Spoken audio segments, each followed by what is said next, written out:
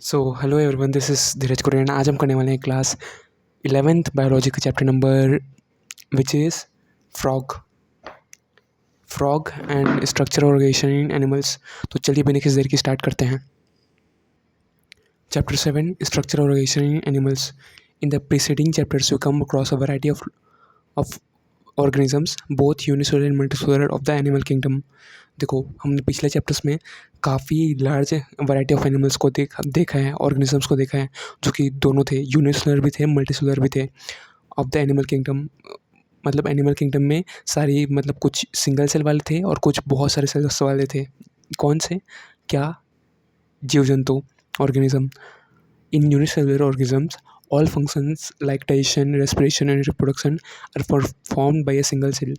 देखो, जो unicellular organisms होते हैं, जो वो ऑर्गेनिजम्स जिनके अंदर खाली एक ही सेल होता है, तो उनके अंदर क्या होता है, एक ही सेल में सारा काम हो जाता है। डाइजेशन भी हो जाता है, रेस्पिरेशन भी हो जाता है, रिप्रोडक्शन भी हो जाता है, वो भी एक सिंगल सेल में। In the complex body of multicellular animals the same basic forms are carried out by different groups of cells in a well organised manner.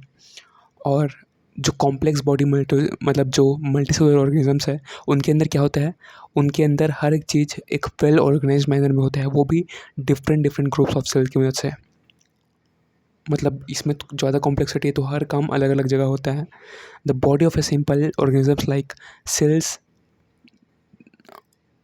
The body of a simple organism like Hydra is made up of different types of cells, and the number of cells in each type can be thousands। देखो, cell जो आपका example है, स्लिंट्रेटा का हाइड्रेटा hydra एक example है, वो different types of sales बना है। और जो जो नंबर ऑफ सेल है ना, हर एक डिफरेंट डिफरेंट टाइप्स के सेल में वो 1000 हो सकते हैं। The human body is compose of billions of cells to perform various function. तो हमारा जो ह्यूमन बॉडी है वो बिलियंस ऑफ सेल से बना है, जिससे हमारा बॉडी वेरियस टाइप का फंक्शन करता है। How do this cells in the body work together? आखिर ये सेल्स एक दूसरे के साथ इतना अच्छे से काम कैसे करते हैं? And as you have already learn in your earlier classes in multicellular animals, तो हमने पिछले क्लास में पढ़ ही लिया था, पिछले क्लासेस में पढ़ ही लिया था। A group of similar cells along with the intercellular substance perform a specific function such as or such in organism is called tissue। तो एक ग्रुप ऑफ सिमिलर सेल, अब यहाँ पे बात कर रहे हैं टिश्यू किसको कहते हैं।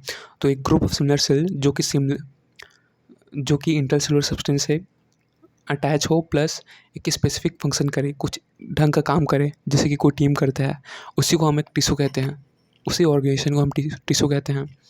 You may be surprised to know that all complex animals consist of only 4 basic types of tissues। आप ये सरप्राइज हो जाओगे सुन के कि जितने भी कॉम्प्लेक्स एनिमल्स हैं वो बेसिकली चार तरह के टिश्यूज से बने होते हैं। मतलब उनके अंदर 4 तरह के टिश्यूज होते हैं। This tissues are organised in specific proportion and by tend to form an organ like stomach, lung, heart and kidney. तो ये जो टिश्यूज हैं वो स्पेसिफिक प्रोपोर्शन, मतलब कुछ रेशियो में ही ऑर्गेनाइज होते हैं और एक पैटर्न बनाते हैं, ताकि कुछ डिफरेंट मतलब बढ़िया बढ़िया ऑर्गन बना सके। जैसे कि हमारा स्टमक हो गया, जिससे हम खाना खाते हैं, पचाते हैं। एंड लंग हो गया जिससे हम सांस लेते हैं। हार्ट हो गया जिससे हम एक दूसरे एनीवेज जिससे हम ब्लड पंप करते हैं। And kidney. When two or more organs perform a common function by their physical or chemical interaction, they together form organ system। जब दो या फिर दो से ज़्यादा ऑर्गन कॉमन फंक्शन करता है, तो उसे हम कहते हैं ऑर्गन सिस्टम। जब दो या दो से ज़्यादा ऑर्गन किसी भी फिजिकल या फिर केमिकल इंटरेक्शन से कोई सिमिलर काम करता है, तो उसे हम ऑर्गन सिस्टम कहते हैं। जैसे कि एग्जांपल में आपका डाइजेस्टिव सिस्टम हो गया। डाइजेस्टिव सिस्टम में बहुत सारे ऑर्गन्स मिलके क्या काम करते हैं? खाने को पचाने का काम। जैसे कि आपका स्मॉल इंटेस्टाइन हो गया, लार्ज इंटेस्टाइन हो गया, स्टमक हो गया, ये सारा डाइजेस्टिव सिस्टम में आता है और ये सब क्या करता है? खाने को पचाने का काम। एंड रेस्पिरेटरी सिस्टम में भी काफ़ी सारे ऑर्गन्स आते हैं। सिमिलरली बहुत सारे नर्वस सिस्टम हो गया, एक्सेट्रा, बहुत सारे हैं। Cells, tissues, organs and organ systems split up the work in a way that exhibits division of labor and contribute to the survival of the body as a whole। तो आपका जो cell है, tissue है, organ है या फिर organ system है, वो सब अपना काम बांट लेते हैं और इस तरीके से काम करते हैं कि वो अपना सारा काम एक दूसरे को कंट्रीब्यूट करते हैं और तब जाके इंसान का बॉडी का सर्वाइवल होता है। 7.1 organ and the organ system. तो यहाँ पे अगर नीट वाले स्टूडेंट हो तो यहाँ पे कुछ टॉपिक डिलीट है, उसे हम जल्दी किसी और वीडियो में कवर करेंगे। फिलहाल तो हम यही कर लेते हैं। 7.1 an organ system. The basic tissues as you have learn in earlier classes organized to form organs which in turn associate to form organ system in the multicellular organisms। तो जैसे कि हमने पिछले बेसिक टिश्यूज़ के बारे में जानते हैं, तो टिश्यूज़ मिलके ऑर्गन बनाती है और ऑर्गन्स मिलके ऑर्गन सिस्टम बनाते हैं और ये सब किस में होते हैं, मल्टीसेलुलर ऑर्गेनिजम्स में। ये सारे ऑर्गेनाइज करते हैं तब जाके एक बंदा या फिर ऑर्गेनिज्म जिंदा रहता है, body. Such an organisation is essential for more efficient and better coordinated activities of millions of cells constituting an organism.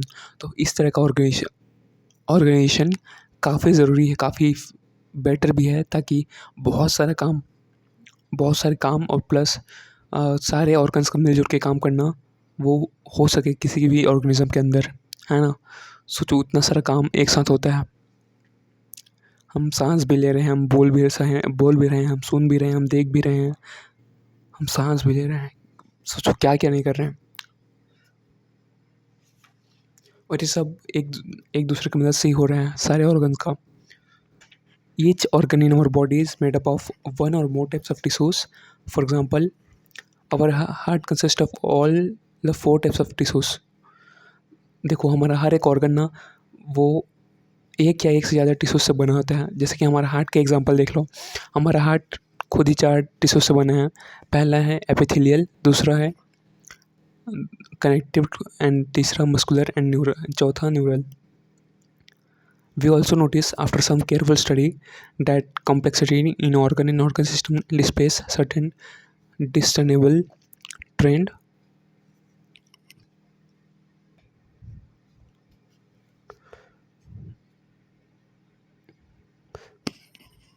हम ये चीज़ भी नोटिस करते हैं कि जो कॉम्प्लेक्सिटी है ऑर्गन सिस्टम पे, वो कुछ डिसर्नेबल ट्रेंड बता रहा है। डिसर्नेबल ट्रेंड मतलब यहाँ पे देख लो।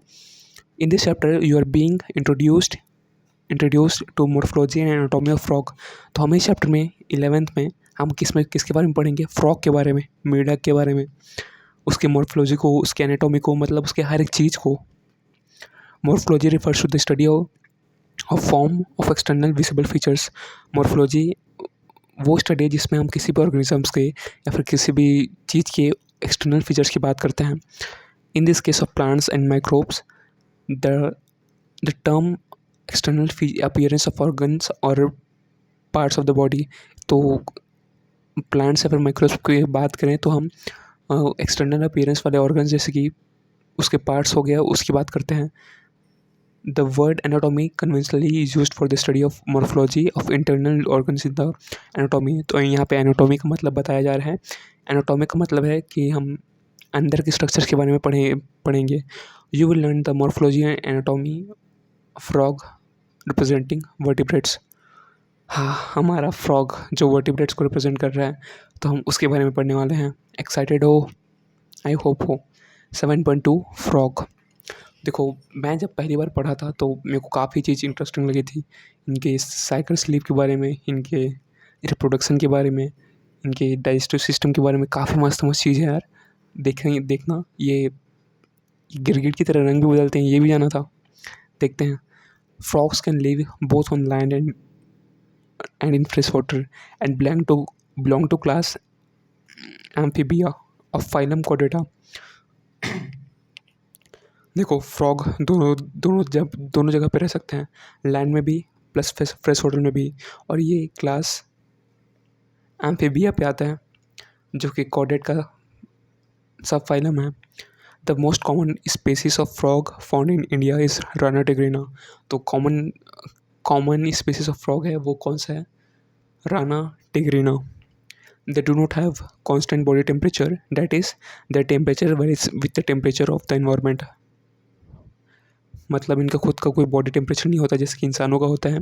ये अपने आसपास के एनवायरनमेंट के अकॉर्डिंग अपना टेम्परेचर चेंज करते हैं। Such animal are called cold blooded और पोइकिलोथर्म्स।